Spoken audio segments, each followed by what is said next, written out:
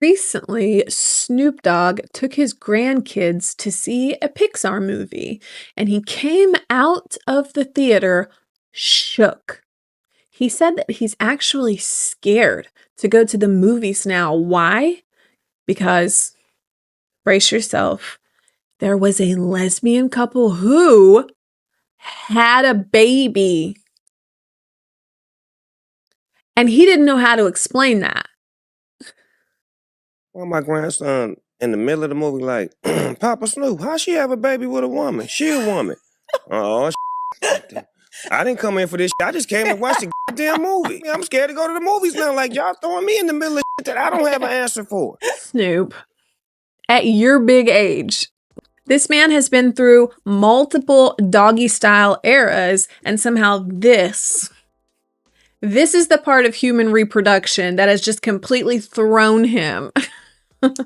Sadly, we all know that he's not the only one who is confused. America, with its pearl-clutching conservatives and evangelicals, has built an entire generation of adults who were never taught what a queer family actually is, and now they're shocked on the rare occasion that one of those families shows up in movies. Welcome to my channel. I'm Andriana, a chronic overthinker, and for today, I have signed up to be your resident pansexual pop culture professor. I am here to explain some things that grown adults should probably already know by now. But if you end up liking this video and my vibe, then would you please hit that subscribe button? This is a brand new channel. I am a mom. Christmas is coming and Legos are expensive. Let's start with Snoop's claim that queer families are being put everywhere.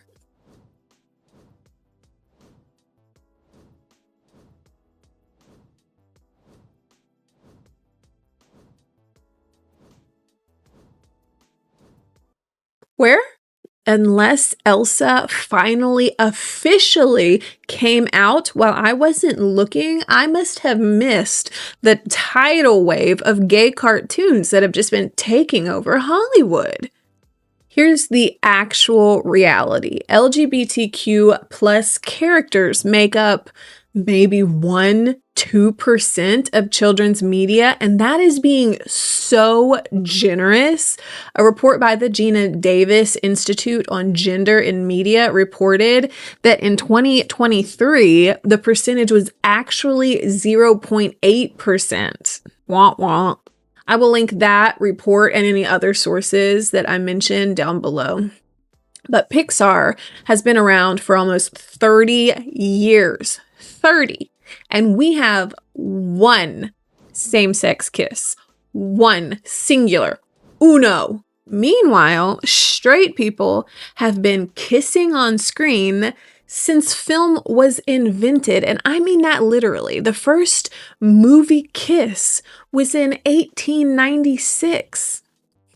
And we have been assaulted, quite frankly, by heterosexual plot lines ever since.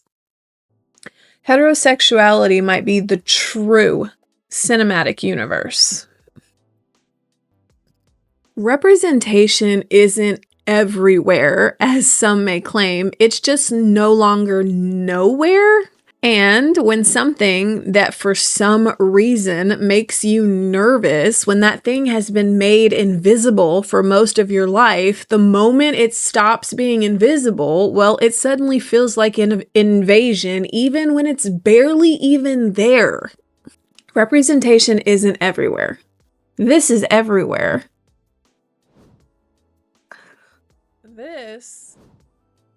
This is a cameo.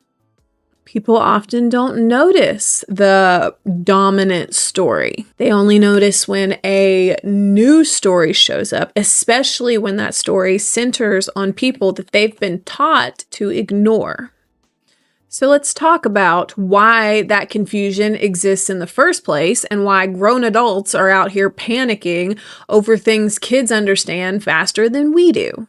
So here's the deeper issue behind all of this. Snoop isn't confused because he's malicious. At least as far as I know, I don't think that's what's happening.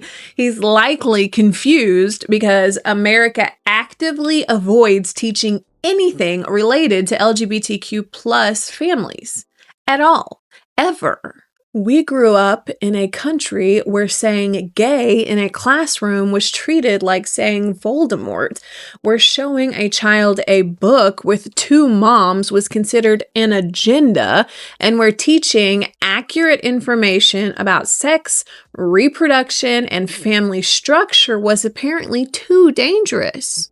Meanwhile, straight sex was on billboards, reality TV, music videos, shampoo commercials, and whatever the hell MTV Spring Break was. Do you remember that? Oh, but two moms in a Pixar movie. Civilization is crumbling. They're really rubbing it in our faces, whatever it is. Representation, rainbows, the audacity of two women existing. Deep breaths. When you refuse to teach kids or adults about queer people, you don't create the neutrality that I think they would claim is the goal. What you actually create is ignorance, and ignorance is like maple syrup. Like maples, like, you know, those keyboard, okay, maybe I'm the only one being served this kind of brain rot, but like those old-fashioned keyboard, and then somebody pours like the honey or the maple syrup on it, and it like oozes down all in there, and then they like clack away at it. You know what I'm talking about? That's what ignorance is like. It's like that syrup. Once it's out, it always fills in the gaps. It fills in those gaps with fear and suspicion and whatever weird misinformation your uncle shared on Facebook last week.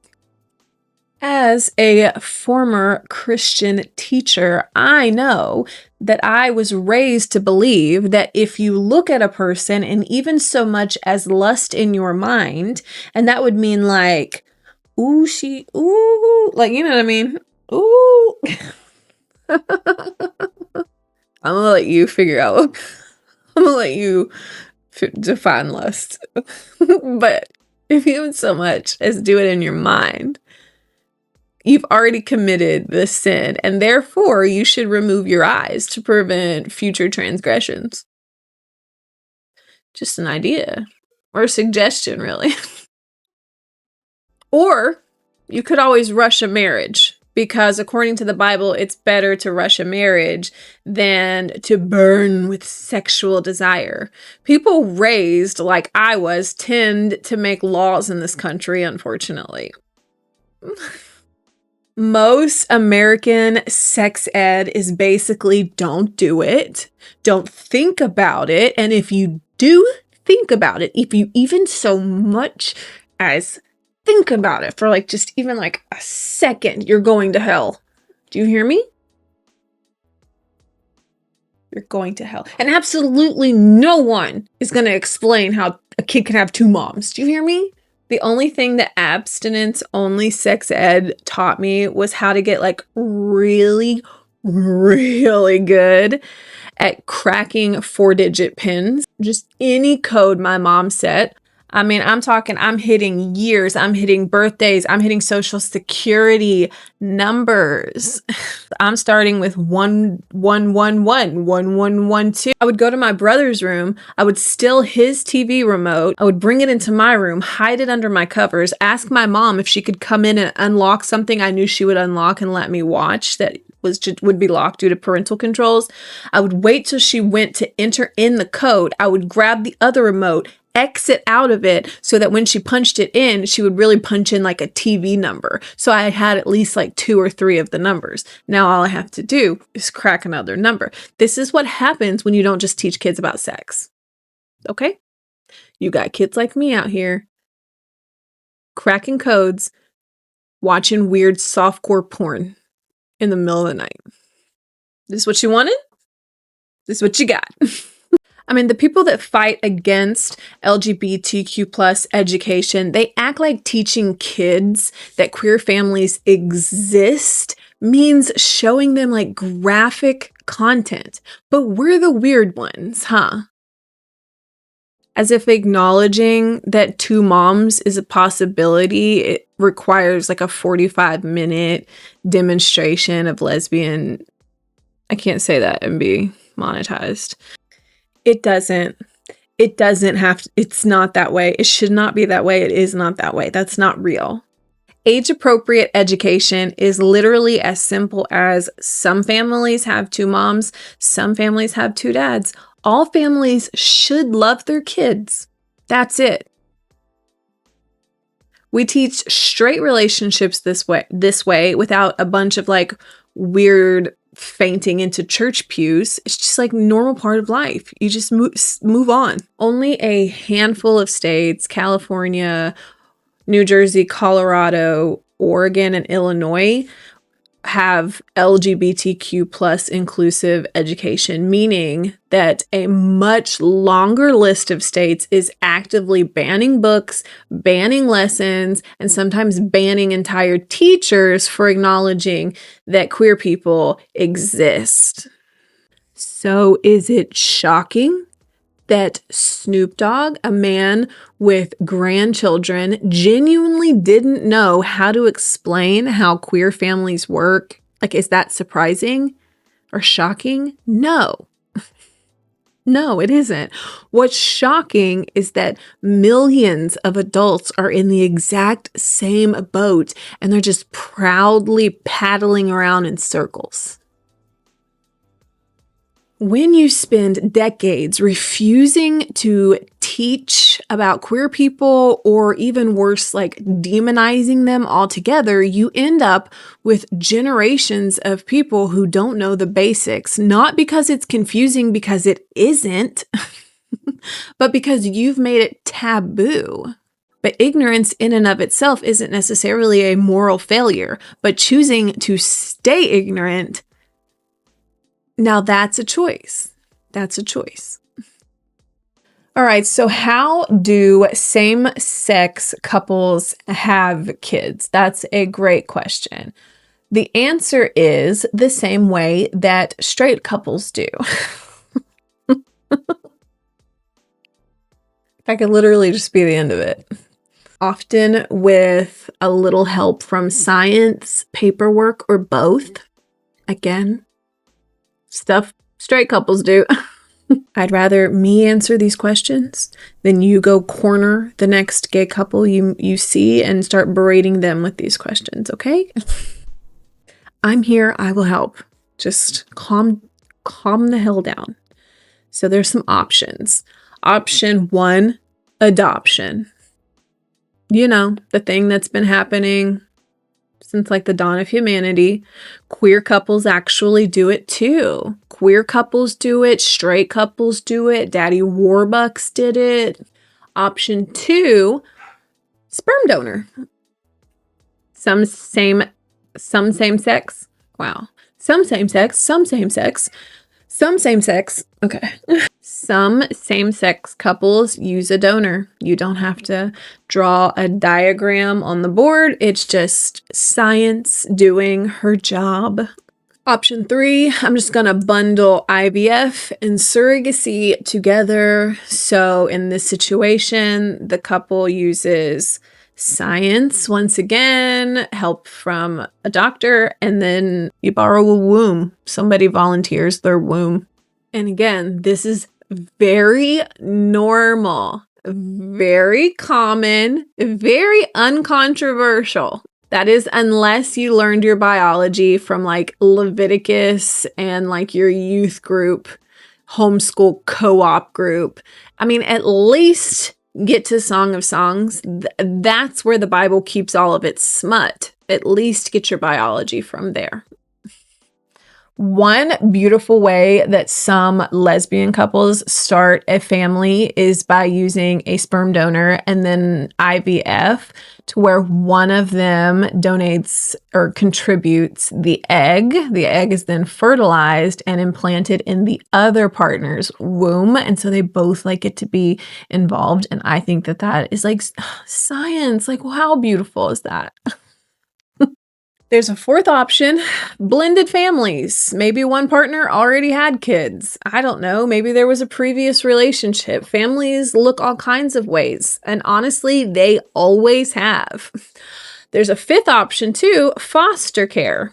LGBTQ plus adults foster at some of the highest rates in the country. Crazy, right? Because you would think it would be those crazy evangelicals with their pro-life signs, but shocker, queer families, queer people make incredible parents. So those are the YouTube-friendly basics. If you want the more adult versions with diagrams, dignity, and a voice like warm caramel tea, might I suggest Susan Johansson. She taught me and an entire generation all that I know about sex.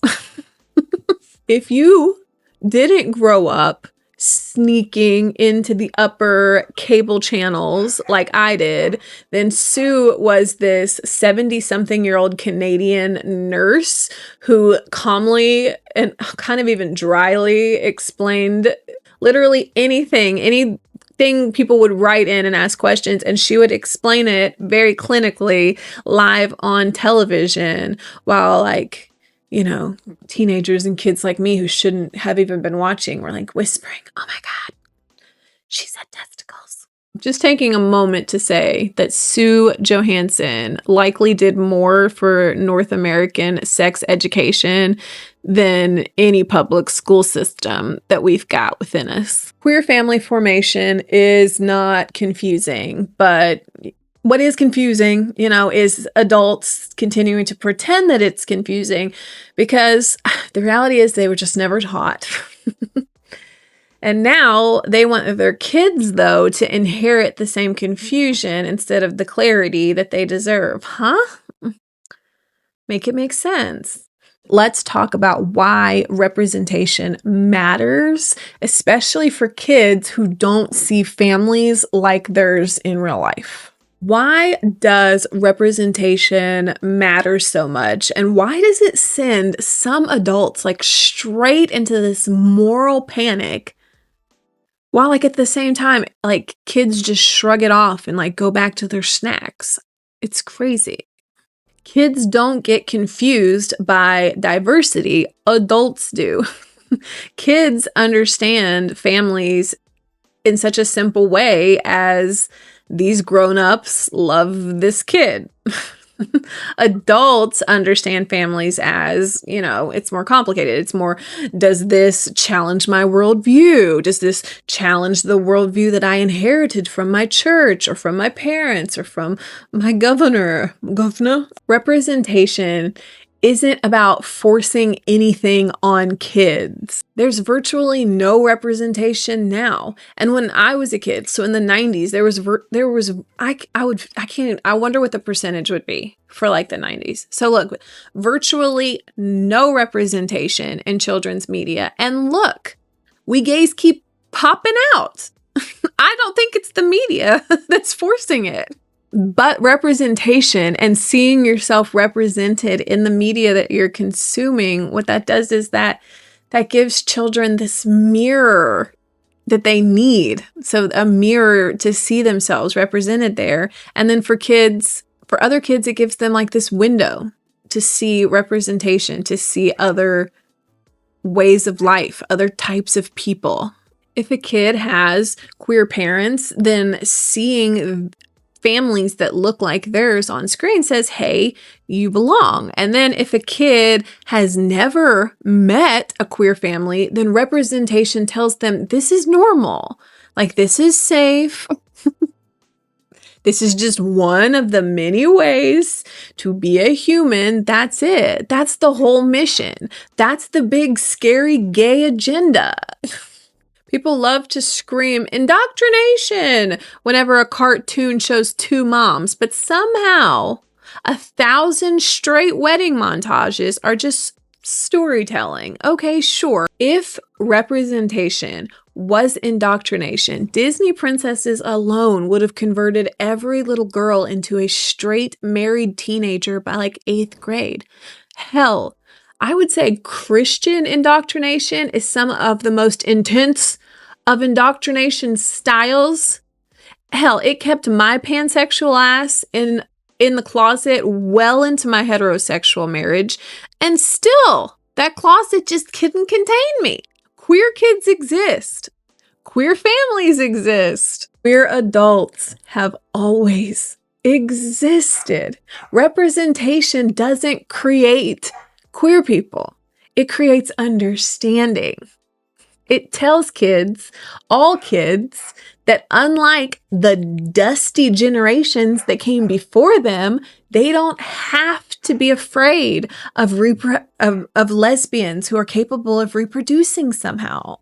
They don't have to be afraid of differences. Maybe they won't find themselves in a movie theater, half asleep, woken up by their grandkid who's like, how did these two women have a baby? And then be completely like gobsmacked and like dumbfounded.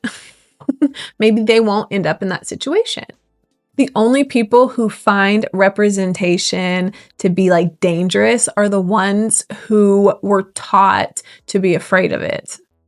And honestly, that fear was learned. It can be unlearned. You're a grown up. The time is now. And it can be unlearned. My dad told me this story one time. So I'm biracial. My dad, black man. I grew up in West Virginia. So a lot of hollers, creeks, backwoods. And my dad was like a maintenance man. And so he had to go back in this holler and like go do a project or something. And when he parked, he got out of the car and he said there were these two kids standing in the yard right near where he parked and they were both white. And he said they just like froze like in surprise. And one of them was even like holding a ball and just dropped it. And he said that one of the kids, and one of them said, "There's a black guy." He thought that was hilarious. I think that's hilarious because, again, these kids live in the backwoods of West Virginia. It's not their fault that they don't encounter a lot of black people. But my point is that there's no fear there. That the fear, all of this nervousness and fear, it's all learned. Kids are so innocent. They just accept things so innocently as they are. You don't have to protect them from things thinking that you're doing them some great service.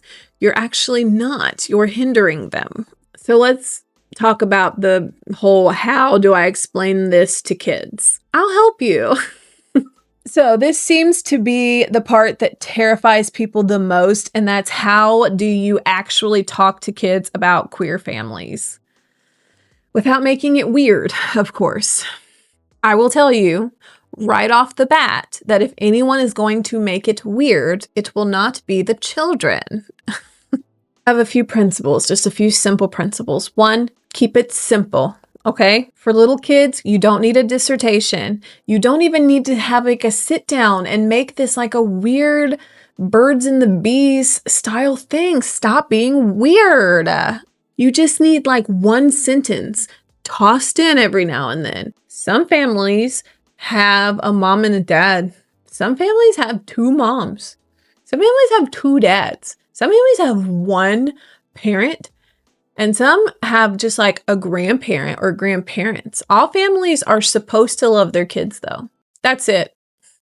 That's the whole script. You can literally just steal that. Just say that randomly from time to time when you're out and about or like doing something. Just drop it in. We have 3 kittens. 2 look full grown, so they're older kittens, and then 1 is still pretty young, and so he's small. The small one's name is Fable. So it's just the other day, I walked into my room with my kids, and all 3 of the cats were like sitting in the window sill together, and this is like new. They're bonding. So it was like exciting. So my kids were so happy to see them all bonding that they just started squealing, "Yay, Fable has 2 moms. Fable has 2 moms. They're a family. Yay." Simple, innocent, I just said, oh yeah, he kind of does, doesn't he? Just like how some kids have two moms, huh? And then we just moved on. That's it. See, sometimes you don't even have to teach them these things. Sometimes they just assume. My kids just assume it's possible to have two moms. And I just don't correct them because it is possible. Principle 2 is only answer the question that they asked. If a 5-year-old says, can two moms have a baby? They don't need a demonstration. They don't need a rundown on like IVF protocols. You don't have to go look into any of that. They're 5. They're literally just asking if it's possible. All you need to say is something like, yeah, they can. Most of the time, that's it. They'll just move on. If you've got an extra inquisitive one, or they're a little older, you can always throw in a bit more details. Like, yeah, just like, your mom and dad, I would assume, they sound like the kid of a straight family since they're asking questions like this. Families like the one you're in, they have children through adoption or sometimes doctors help, and it's the same way for families with two moms or two dads, and you just move on. Principle 3, you can apply to this, but also like I learned this before I was a parent. I learned this in marketing and in sales, and that's that your discomfort teaches them more than your words do. So kids are always watching you. They're watching your face more than even your explanation a lot of the times. And this truth gets me in trouble all of the time because I have a very expressive face.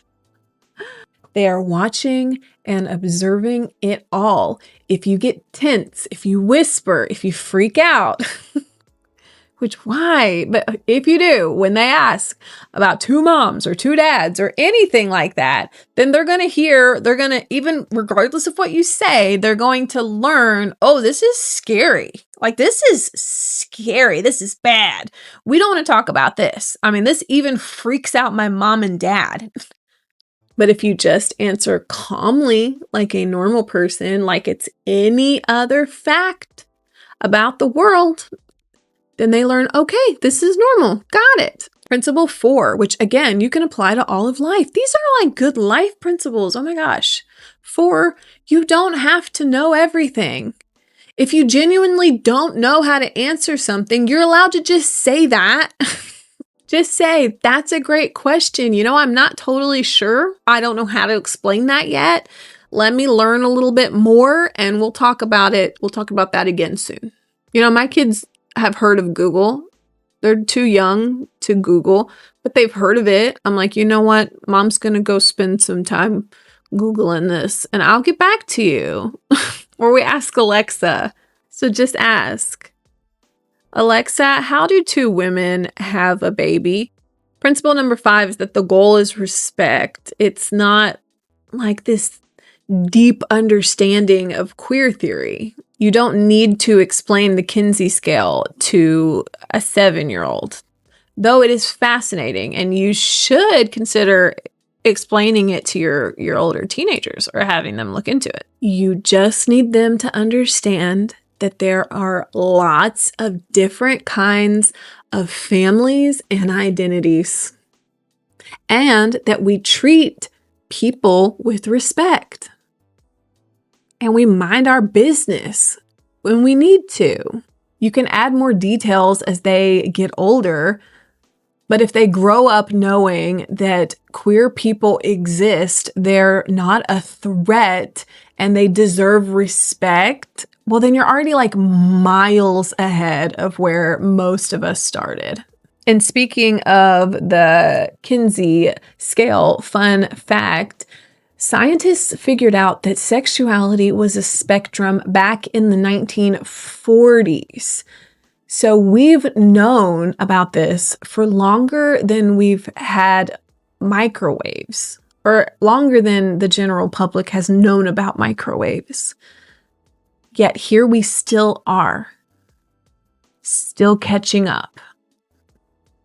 So kids are not fragile little purity dolls who will shatter if they see two women holding hands. Remember, it's not weird to them unless you teach them that it is. They're just humans curious about the big, beautiful, and diverse world that they're exploring. The question you now get to ask yourself is, do I want them to grow up less confused and less cruel than the generations before them?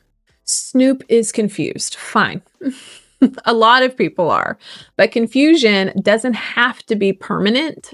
You can choose curiosity instead, especially when entire families are on the other side of that choice. Kids deserve a world that makes sense. Families deserve to see themselves represented, and we deserve better conversations than whatever the hell this interview has set off. If this video has helped you understand things a little bit more clearly, or at least helped you laugh a little bit as we unraveled all of this together, then I would love it if you would hit the subscribe and the like button. This is a brand new channel, and I am on a mission to hit 1,000 subscribers by the end of the year. Christmas is coming. Legos are expensive. Help a girl out. And speaking of helping a girl out, allow me to help you out. And if you're feeling a little tired, a little fried, a little burnt out from the hustle of life, then I've got you. I made this free 3-day challenge. It's called the 3-day rest reset, and it comes as this free guide that I've made available to you. It's literally just like a 3-day challenge. You learn 3 habits. Each day, a new habit stacks on top of the other. The heart behind it is to help you learn how to create a rhythm and a routine of rest in your life so that you are taking care of yourself, your soul, your heart, your home, your environment, and that you're able to show up in all of your different roles that you play as the best version of yourself, while also still having room to chase the goals and dreams and purposes that you have within you. So if this sounds interesting at all, then the guide is down below. It is free. Just tell me where to send it. Okay, thank you for overthinking this with me here today, and for being someone who actually wants to understand the world instead of just like panic scrolling through it. Stay curious, my friend, and may all of your movie nights be less dramatic than Snoop Dogg's. And one more thing, why don't you go have yourself a nap? You deserve it. I'm scared to go to the movies now. I'm scared to go to the movies now. Like.